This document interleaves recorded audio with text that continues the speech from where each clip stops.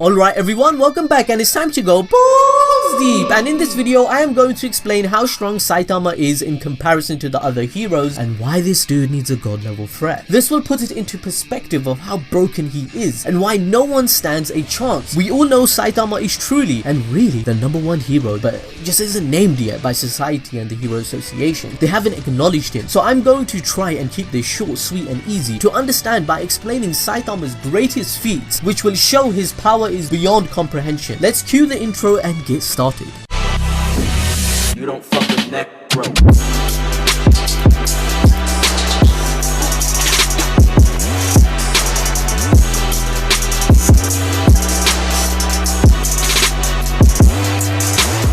This video will contain minor spoilers, but I think it's worth it, and generally One Punch Man is great and entertaining and you're there for the joke, so just hear me out please. Okay, so firstly let's cover Saitama's attacks. So far we know when Saitama gets serious, he changes his attacks naming to Serious Punch, Serious Sideway Jumps, Serious Table Flip, and Serious Headbutt for example. But generally speaking, most enemies can only handle his normal punch or consecutive normal punches move. Saitama never gets serious unless he gets annoyed, angry, or the opponent needs to be put to a stop for the greater good. Saitama has never truly showed his 100% full potential and power in the anime or manga so far. No opponent has forced this out of him, and that's why he's bored and nothing is a challenge for him. It's part of the gag and what makes his character so brilliant as it tackles many topics. Watch my other One Punch Man video regarding this after this one. Anywho, the Serious Punch for example, which is an attack Saitama used against Boros, is an attack where the full extent of this attack isn't even known. It's unknown, as it never directly hit an opponent. It was so powerful that it completely negated Boros's collapsing star roaring cannon, a beam capable of wiping out an entire planet, which was explained in the One Punch Man Hero Perfection Encyclopedia. Saitama's Serious Punch is so powerful that the shockwave alone moved clouds apart on a global scale on Earth. Boros then declared that Saitama's fatal attack on him, it was not even anywhere near Saitama's true power. So to put it into perspective, every other hero in One Punch Man cannot comprehend this, nor would they be able to take this punch just like Boros. In fact, most characters besides Saitama cannot even defeat Boros. This is because Boros himself as a villain is a dragon level threat. A dragon level threat is any threat to multiple cities. It's the second highest threat level tier below God tier.